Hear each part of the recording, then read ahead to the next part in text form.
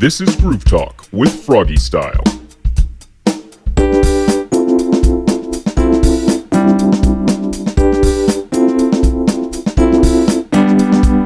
Welcome to another episode of Groove Talk, everybody. On this week's episode, it's not really a weekly thing. Anyways, I'm joined by Jenna, and we are here to talk about Slam Festival and the upcoming Slam 3.5 event. Hey, how's it going? I'm doing good. I guess just as a quick thing, why don't you kind of introduce yourself and just give a little bit of background information on yourself and your involvement with Slam. Yeah, absolutely. So I'm Jenna, and I am the director of Slam Festival and one of the co-founders as well. And so we have been doing this festival for, it would have been 4 years. And as we all know, it's been a really interesting year for everyone. So when we had the opportunity to switch the event into a more virtual experience, we decided that it wasn't going to be like our traditional format, as we like to say. And I was very hesitant to continue on this path of saying like, okay, this is the fourth Slam, because I don't really fully believe this is completely representing what we do. So we wanted to have a more playful term. Therefore, we have Slam 3.5 this year, which is our virtual takeover.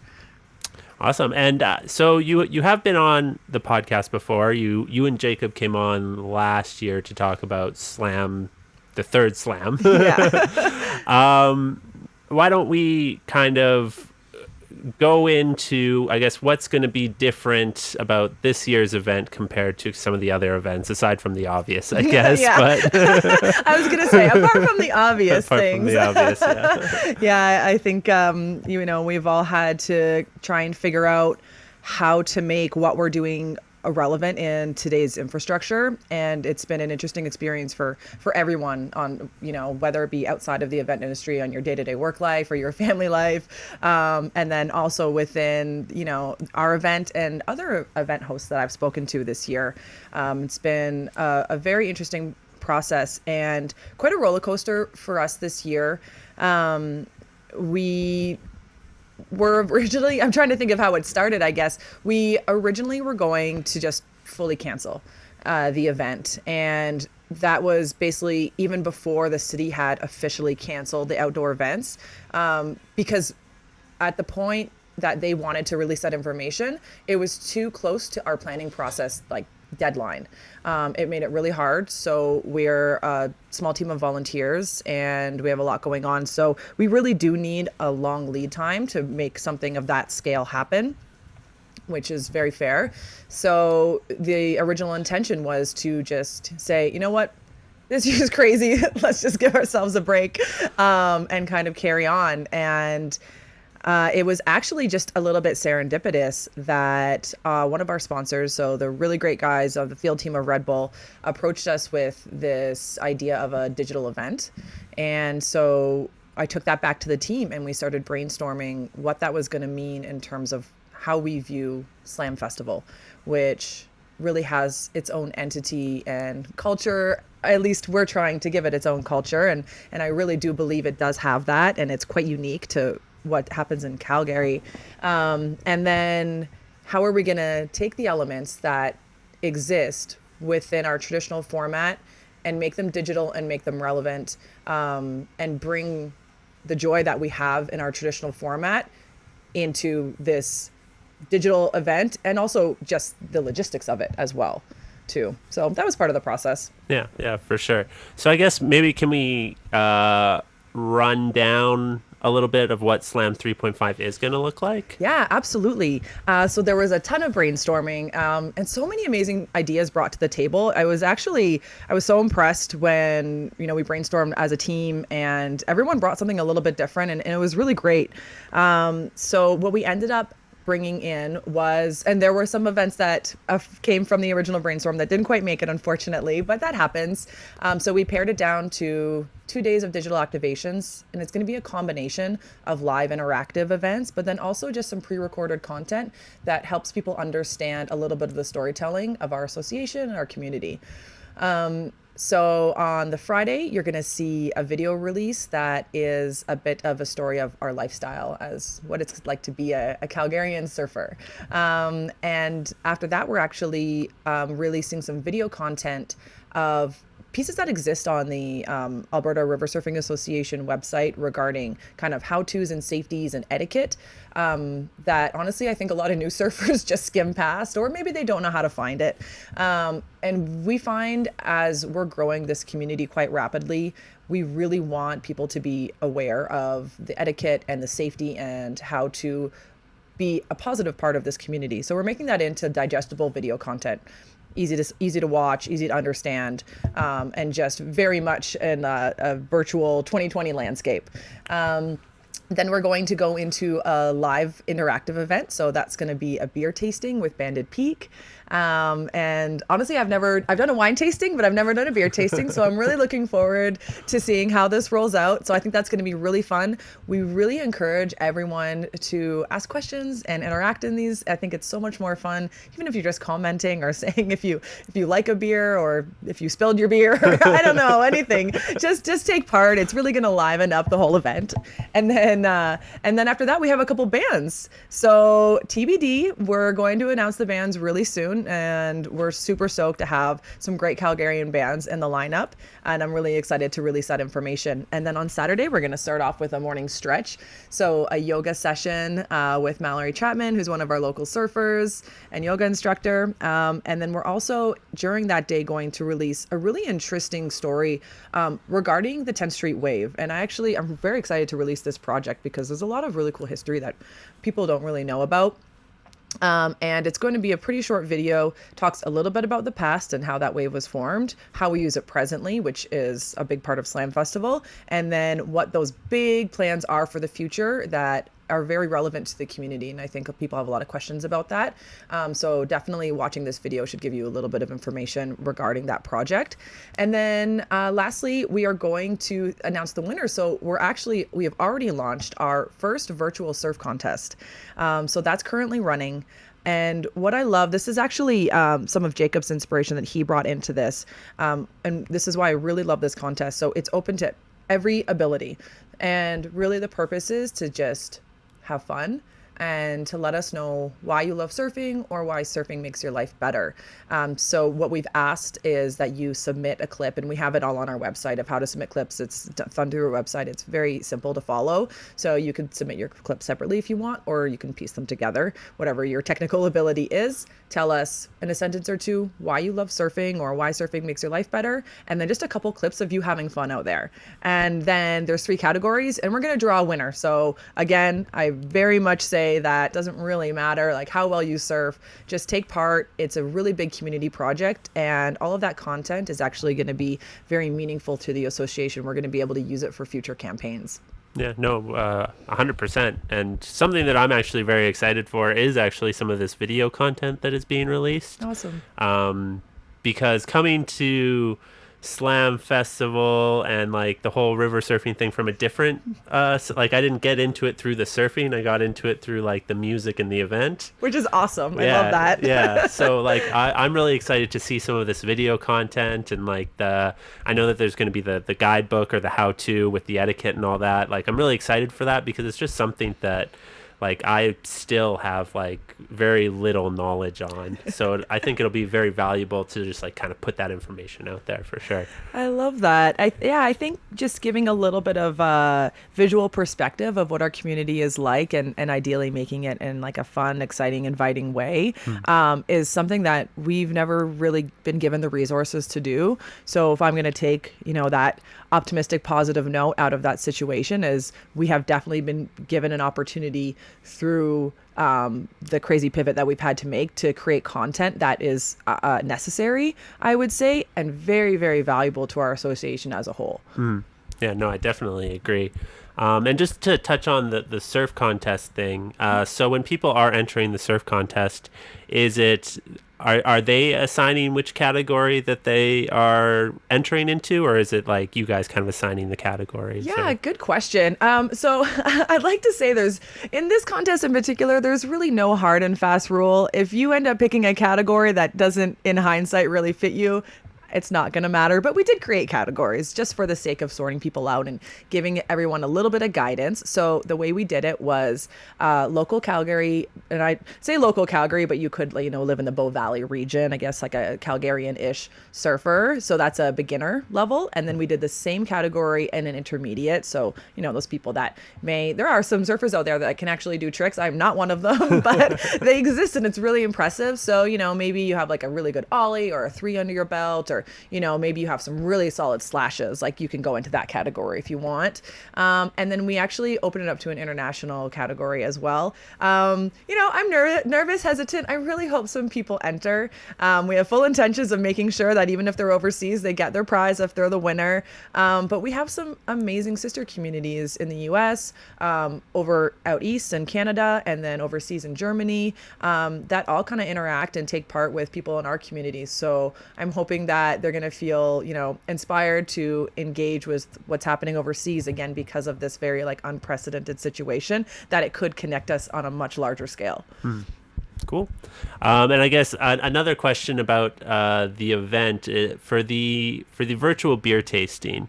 Are people at home going to have the opportunity to, say, purchase a 4-pack or something from Banded Peak to take in and be part of that? Or yeah, definitely a good question. So yes, we've arranged for Banded Peak to have these specific 4 beers. So I did list them on the site in case there's any confusion, or if maybe you're curious of what beers we're going to have in the 4-pack. But you can go to Banded Peak Brewery and then pick up the specific Slam 3.5 4-pack for the event. And so I would just say, yeah, go ahead and do so ahead of time so that you can participate.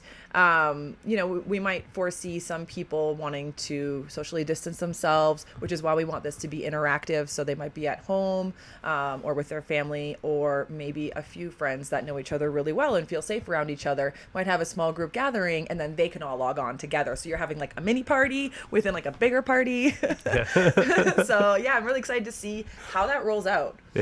I think that's it's one of the more interesting ideas too of the whole event, the interactive beer tasting thing. It's cool because it's like it's actually really just been a year, but I've really become kind of like a craft beer snob. Oh, okay, all right. So I'm really excited for this event. Awesome. I love Banded Peak. They're a cool local brewery. And I just like learning about beer and like what I'm drinking. So I'm pretty excited for the interactive beer tasting. Me as well, actually. And on that note, absolutely, I've done, maybe 2 wine tastings in my life, and it probably wasn't really paying attention, but yeah. I love the process of it. And I very recently actually did a cannabis connoisseur course as well. So the certification, and that was beyond fascinating for me. So I absolutely agree that this is going to be a fun new experience, and I really want to take it as such. And if participants want, obviously it's just free to tune in. If you just want to sign on and see what's going on and listen and chat, there's really no obligation to do anything in any certain way. And we just wanted to bring this opportunity within the Hangout to create more of an experience. So take from it what you will. Yeah, that's awesome. So I guess, how have you seen kind of river surfing kind of grow in Calgary? Mm-hmm. It's something that I wasn't even aware took place in Calgary until Slam the Can. I think it was 2 years ago. Yeah. 2 summers ago. Yeah. Not last summer, but the summer before. So that was the first time I even became aware of river surfing. Wow. So I guess, how have you seen river surfing grow since you kind of became involved with it? Yeah. Oh my gosh. It's grown so rapidly. So, river surfing, as far as I know, and, I learn a little bit every year from being a part of the association, has existed for like at least 15 years in Calgary specifically, and then like surrounding regions. I hope I said that right. Sorry, Neil, if I didn't. But I believe it goes quite far back, and we'll touch on that actually in the video that we're going to release. And so I started, it would be 5 years ago now. So it was a year after I moved to Calgary, just on a whim. I was biking by and I saw the people in the water, and I love surfing in the ocean, and I now love river surfing. So I just showed up with my board, and at that point there was a handful of people that participated, and the community was it was is really niche and just as friendly as it is today, but there wasn't really like a lot of resources, and there's more resources. So that's a key difference. Is I think the association has done a really good job of creating resources to help people understand, again, safety. I'll always continue to talk about safety. I think it's a really big part of what the association does.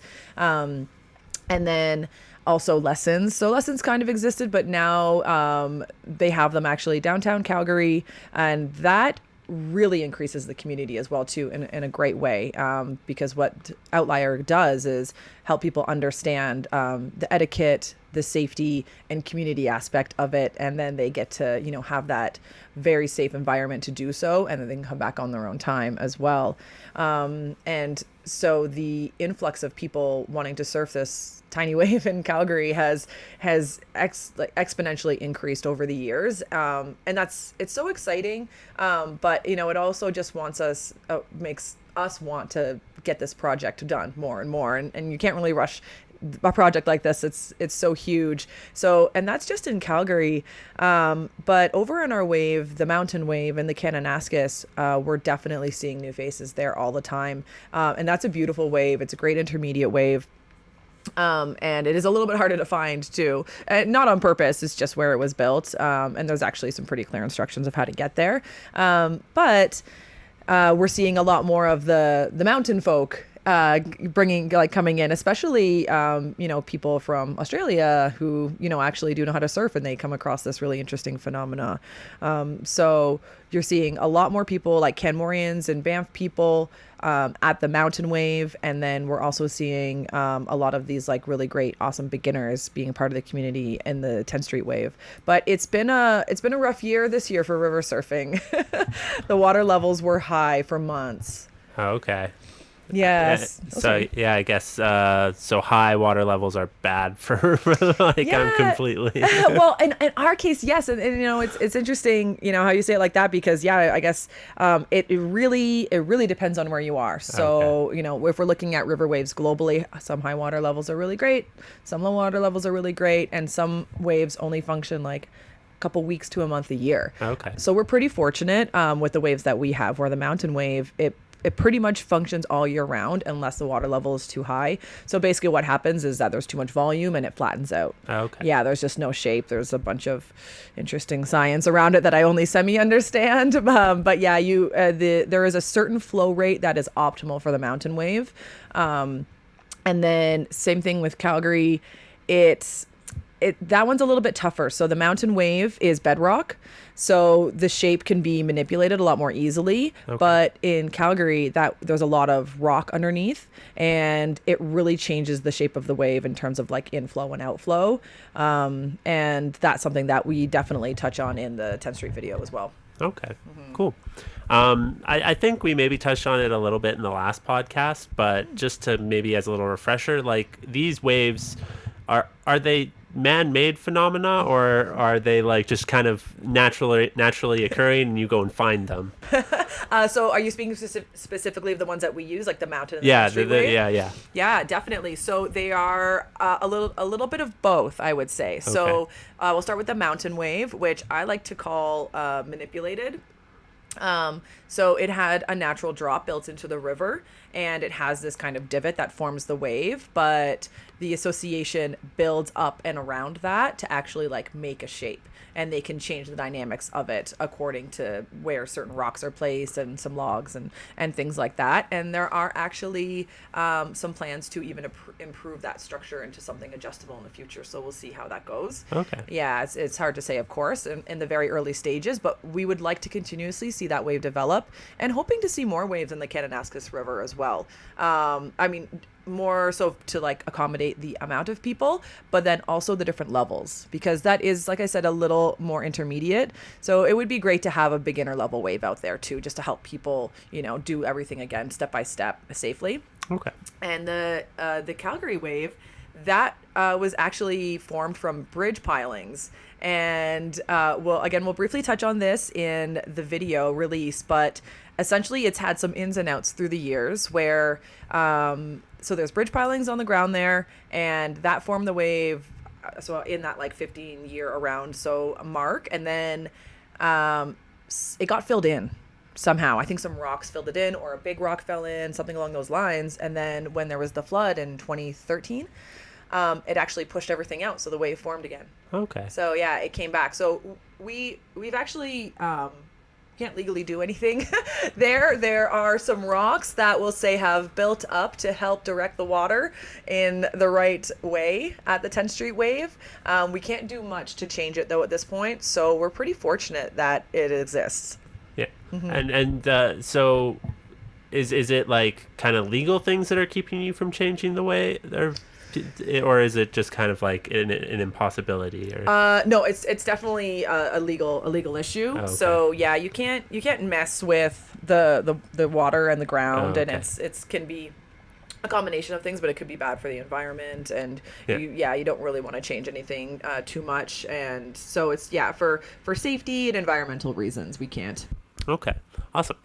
So I guess for those people who don't know, SLAM is a nonprofit, and all of the proceeds actually go towards, the Alberta River Surfing Association, and to help make these waves possible and better. And so I guess what is some of the plans for the proceeds of SLAM 3.5? What are we going to be doing or using those for river surfing and stuff like that? Yeah, absolutely. So for the SLAM Festival funding, we do try our best to recirculate that back directly into SLAM and to help increase that specific project. And so when we look at the Alberta River Surfing Association as a whole, we have what we call subcommittees. So SLAM Festival would be considered a subcommittee. So it's we have a team, and I believe how it is meant to work is one member from the team needs to be on the board.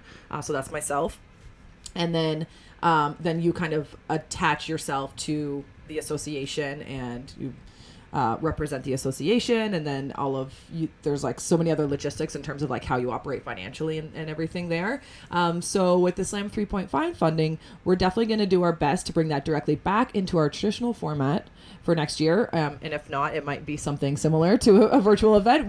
I'm sure we now realize we have no idea how next year is going to look. Yeah. So we'll just kind of, cross that bridge when we get there. And then if not, it could go into some other future projects as well. We definitely have a few things up our sleeve, which are really exciting. But one of them is essentially starting to build on a surf center down at 10th Street. And we're not exactly sure when that project build will necessarily start. But it could be the fall, it could be the spring. It could be even further out than that, but it's definitely something that's on our radar. So we're really working on creating a permanent space there that will, in the future, also help SLAM Festival. Okay, cool. So I don't know if it's because I've taken more of an interest in river surfing or something, and the dreaded algorithms are just showing me more about river surfing, but I've definitely noticed an uptick like on social media and just like on the internet in general about river surfing. So are you guys getting a lot of like inquiries into it from new people interested in river surfing? Or? Oh yeah, so we actually have a Facebook group. I'm trying to think of the name of it. I think it's called Alberta River Surfing Discussions. Okay. And so I think I'm trying to remember if you need to ask to go into it, but I mean, we accept people, of course. So we just like monitor it. And that's where we get the most questions. That's generally where you're going to see the discussion around, if you're new, how you do this and that, where do you find information, where do you find gear, anything that comes up, or if you want to carpool out to the mountain wave, or just, hey, you don't want to surf by yourself, which is definitely something that, we don't recommend you doing. So if you want to go to 10th Street, you're like, hey, I want to go to 10th Street. Anyone else want to go that day? Anything that falls around there, that's generally where we're going to find those inquiries. I don't get much on SLAM Festival, but we also do try and keep SLAM as a brand in a way. So it has its own entity that's really a lot more event based. And we, of course, do want to represent, people within that association. But what I would generally do is I would direct them to the Alberta River Surfing Association just to make sure they're getting all of their their questions answered properly. But on a more casual format, absolutely, they can just go to that Facebook page, the Alberta River Surfing Discussions, and it's kind of just community monitored, so almost anyone can just answer questions. Like if you know, they'll just comment to you and get you the information that you need. Okay, awesome. Yeah. Yeah, because I think that's, like I said, just coming from somebody who has like no idea or had no idea about it, and it's really kind of hard to know where to start, you know. Absolutely. So I think, like I said, I think this whole digital activation is going to provide people with a really good starting ground if they are interested, of like where to go and like maybe some of the etiquette and stuff. Because one of the scariest things about being a beginner for me is not looking stupid in front of people, but like getting in people's way, you know, and not knowing, you know. I relate to that so much. Yeah. I definitely go through that in the ocean more so. I'm obviously, comfortable here, but every time I surf in the ocean, that's like my biggest fear, is getting in the way of other people. Yeah. Yeah, because it's like starting a new thing, you're gonna look stupid, but I just don't want to hinder the people who are there, especially with something like surfing. A good wave comes around only, exactly, so I don't want to be the reason for that person to miss that opportunity. Man, okay, well, and I can definitely say I relate, I agree, and that definitely makes sense in our community. And what happens within like the Calgary wave and the mountain wave is everyone is incredibly encouraging and welcoming, and we don't want anyone to ever feel discouraged about their ability. I've seen on so many different occasions, like people show up and they just ask a few questions. You can ask for pointers, or people will just offer them freely depending on how they interact with you. And absolutely, if there's a moment, especially when, they see someone new and they're getting the next step, like they're getting in the pocket or they get their pop-up, like everyone cheers for you. Everyone is there to support you because they see that you're trying and that you're having fun, and that's really enjoyable. So, I mean, of course, we're cheering on everyone in every bit of the process, and that makes it really special. It's really enjoyable for that reason. Yeah, no, for sure. And I feel like that kind of makes it a little bit more accessible too, Hopefully. Because you don't want to be the person who's out there by themselves and you don't know anything and you feel stupid or whatever. But do you guys see a lot of like younger people kind of trying it out? Or? So I mean, when we say younger, are we talking like under 12, or are we saying like teenagers? Yeah. Let's go with under 18. Under 18. Yeah. Okay, yeah. So not a ton. Yeah. And I think that's a combination of resources maybe at this point. So we'll use two examples. So I would say in terms of the mountain, I have seen a couple of youth there, but you do need to be a pretty strong swimmer. You need to come with someone that is helping you out, generally. And we do actually see like kids from the kayak community, so they're very comfortable in that water. So that's cool. So that's kind of how they would try out surfing. Okay. When it happens in Calgary, it can also sometimes just be like the gear. Like I don't know if Outlier has rental gear for like under a certain size. Okay. So they probably have a board and a life jacket, so that's good. So maybe they don't have the booties or the wetsuit. So there could be some things like that stopping them. But certainly if there's someone under 18 that has the ability level that feels confident, and has understood like the safety measures and wants to go in, then that's awesome. And we really do want to see more youth out there. We do want to make sure that they're safe when they're getting in the water, and that they have an understanding of what the safety measures need to be. And some of it is actually posted at 10th Street. There's like a little bit of information there, not a ton. But in the future, we would love to be teaching this as an association, and I think that'll come in time with the proper growth.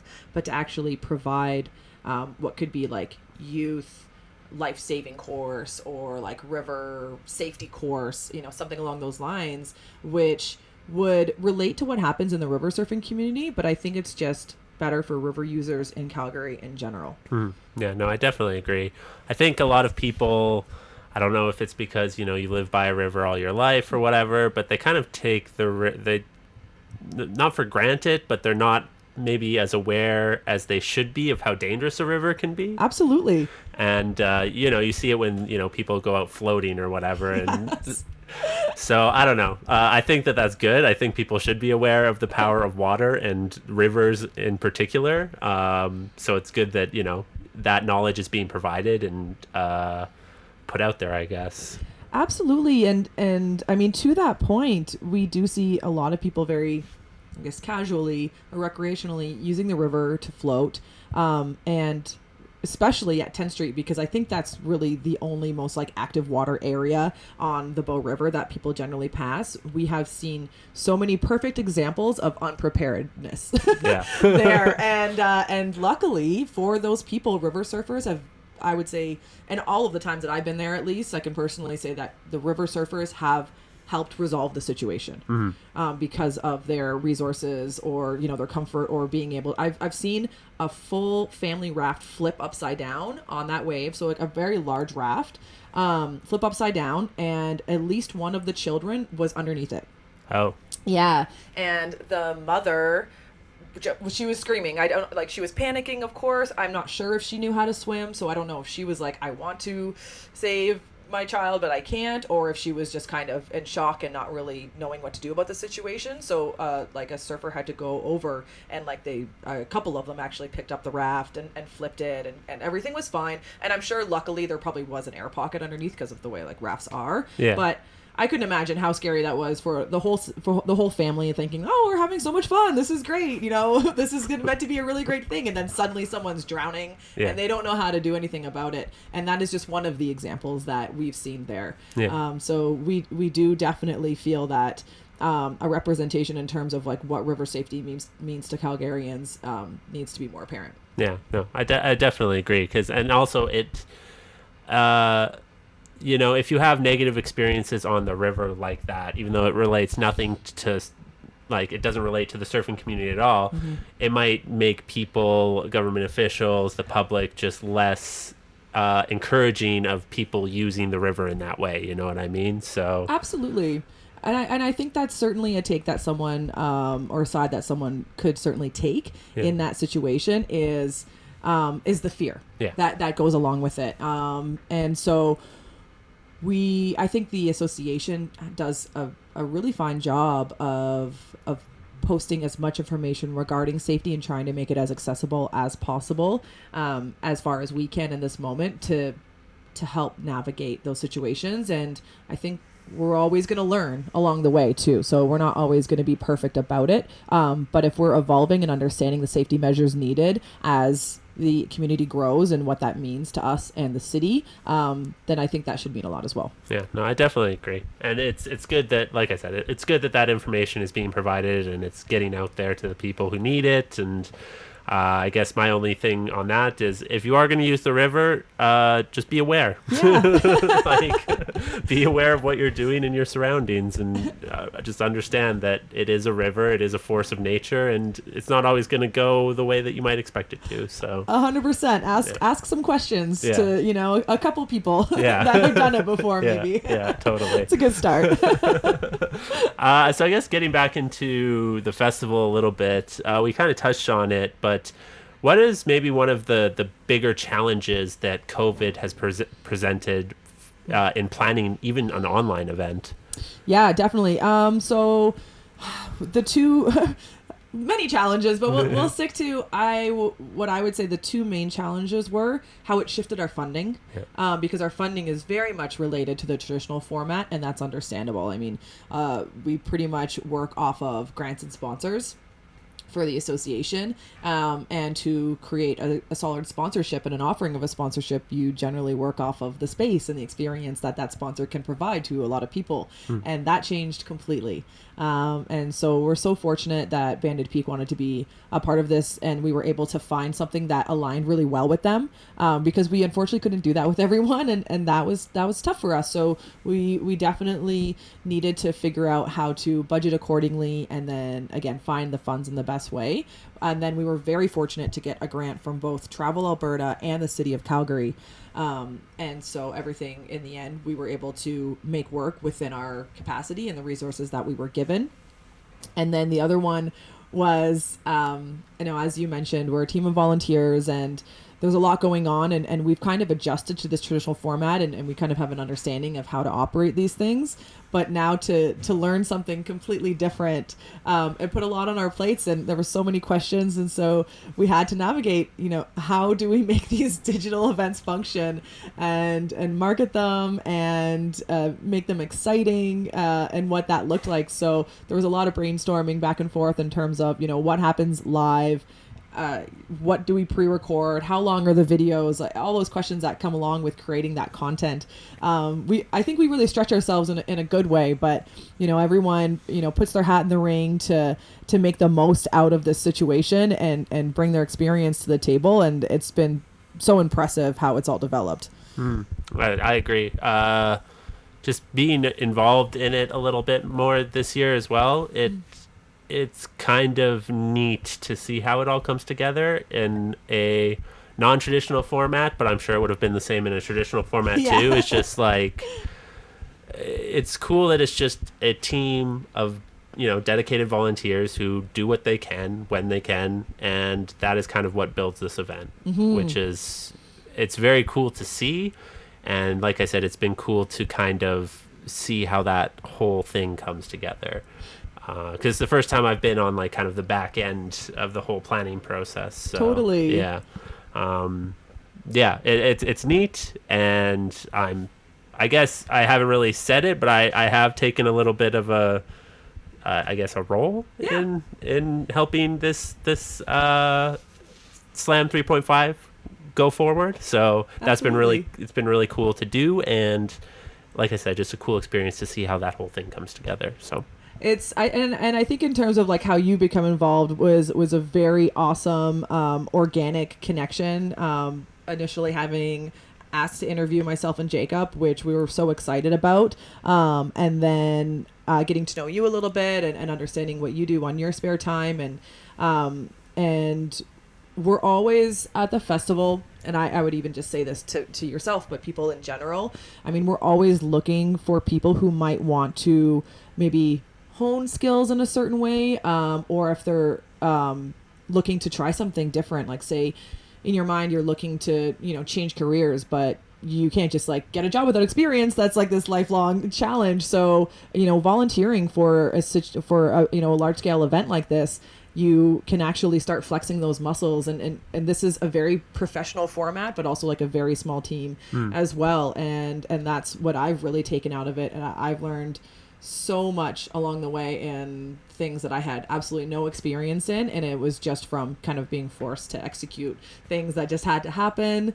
And so I definitely love having someone that focuses on the music. It's something that I just did as the director because it has to be done. But absolutely, it would be great to always have someone in our team that focuses on a category. We have Andrea who does the volunteers, like what a huge role that is. When we have our traditional format, it's such a huge undertaking. It can be communicating with 100 people sometimes. And so that's amazing. And we're looking for someone who manages just the logistics, because again, if we're looking at going into our traditional format, there are a lot of physical pieces that need to go into building that, and there's a lot of, again, like communication and coordination that happens, and then just bringing all of these pieces together. So yeah, I would definitely love to continue to have yourself within the music side of this, and to continue to build that. I think anytime that you can focus on one thing, you do it better. I think that's kind of like a general statement that people like to say, I guess, or that on the opposite side, that multitasking is doing many things not so great. Yeah. I didn't say that very well, but no, absolutely. Like in an ideal world on the Slam Festival side, if we could have, 10 amazing able volunteers like yourself to each focus on their individual thing, and then I can help kind of connect those dots, that would be amazing. That is the type of well-oiled machine that could make a project like this really flourish. I definitely agree.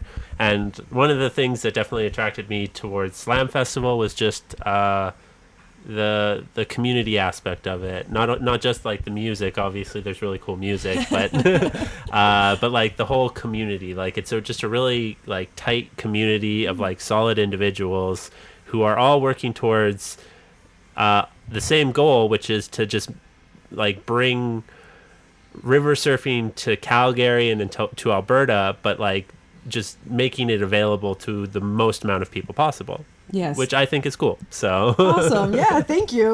We Yeah. love that. We definitely hope that people, especially coming from the outside, like I love hearing about, someone who doesn't river surf and having a positive experience, because I really do think that's the purpose of Slam Festival. It's something that you should enjoy whether you surf or not, ideally. And when we talk about, river surf culture, it's really that surf lifestyle that we think, it's going to that beach in California and hanging out with your friends and, enjoying that day in the sun. And that's what we really want to have in Calgary is, maybe a couple of you surf, but you all get to hang at the beach and you all get to like go listen to some music after, or, whatever that looks like. It's all of the things that surround that we want everyone to feel welcome in, all ages, no matter where you come from, what you look like, what you believe in, that you should definitely be welcomed into our community and enjoy it. Awesome. So I guess just the final kind of question is what is one of the things that you're most looking forward to personally about Slam 3.5? Let's see. Oh my God. This is such a hard question. It's like picking between my children. Yeah. Because I really am so excited about all of the individual pieces. I think the main event this year, and we do in the traditional format, we call one of the events the main event because it's the one that you buy a ticket for usually.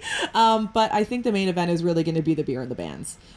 It's going to be super fun. It's going to be different from what we've ever done in the past. It's going to be interactive. So this is, really the one where I would hope to see the most people engage in and enjoy. So that is the one that I really want to encourage people to take part of. It's also, to your example, the type of event which you could enjoy it if you river surf or if you don't river surf. That's us bringing anyone into our community as far reaching as possible, and then hopefully some different time zones depending on how late it is, for a little bit easier for the people that are on the west and the ones that are on the east. But I mean, even if you're in Toronto or in Ontario, I guess I should say that it's still not super late.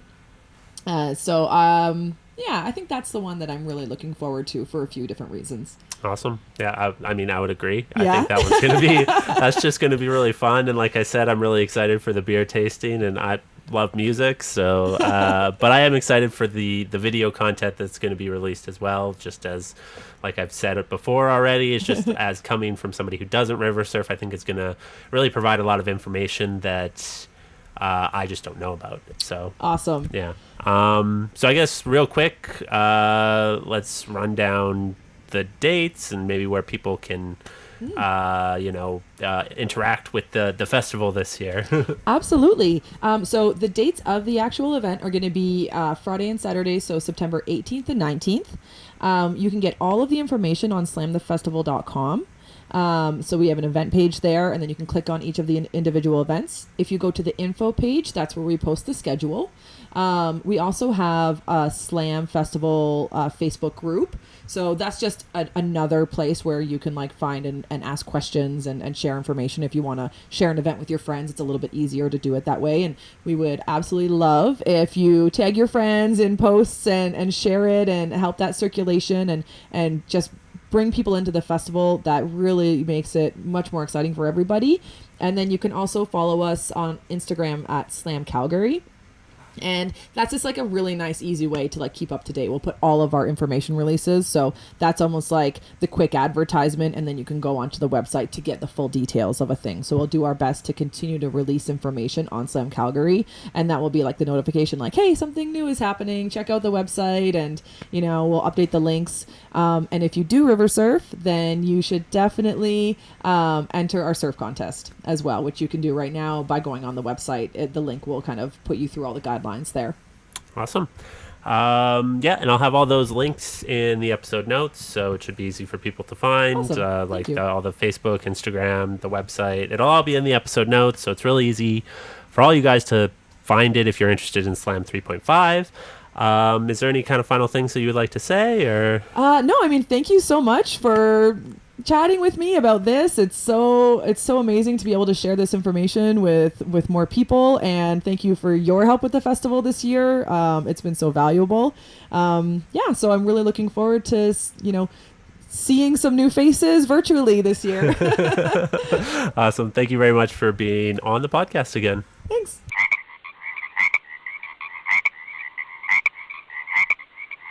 If you like this episode of Groove Talk, why not leave a review? You can find us on iTunes, Stitcher, Google Play, or pretty much anywhere that you listen to podcasts. Help us break through those evil algorithms and reach the most amount of glorious listeners that we possibly can. For up-to-date information on the show, you can follow us on Facebook, Twitter, and Instagram. And you can find us at Froggy Style Productions. For more ways to support the show, visit fsproductions.ca.